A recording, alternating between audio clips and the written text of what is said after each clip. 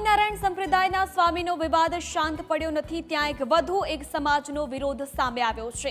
યાત્રાધામ પાવાગઢ પર્વત ઉપર હજારો વર્ષ જૂની જૈન તીર્થકરોની પ્રતિમાઓને વિકાસના નામે તોડીને કચરામાં ફેંકી દેતા ભારે હોબાળો મચી ગયો છે। રવિવારે મોડી સાંજે મોટી સંખ્યામાં જૈનો પાવાગઢ પોલીસ સ્ટેશન પહોંચી ગયા હતા અને તોડફોડ રોકીને જવાબદારો સામે પગલાં લેવા માટેની માંગ કરી હતી। તો આ તરફ મહારાજ ફિલ્મને લઈને પુષ્ટિ માર્ગ સંપ્રદાયના સંતો અને ભક્તોમાં પણ રોષ ભભૂક્યો છે।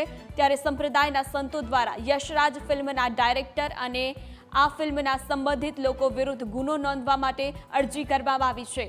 અગાઉ આ મામલે બોલિવૂડ એક્ટર આમિર ખાનના દીકરા જુનૈદ ખાનની ફિલ્મ મહારાજ રિલીઝ કરવા પર ગુજરાત હાઈકોર્ટે રોક લગાવવામાં આવી। તો તેમજ વડતાલ તાબાના સ્વામિનારાયણ મંદિરના જગત પાવન સ્વામીએ એપી સ્વામી કેપી સ્વામી સામે દુષ્કર્મની ફરિયાદ નોંધાતા હરિભક્તોમાં આક્રોશ જોવા મળી રહ્યો છે।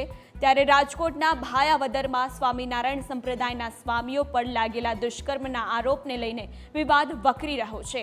વિવાદના કારણે ખીડસરા ગામના ગુરુકુળને તાળું મારી દેવામાં આવ્યું છે।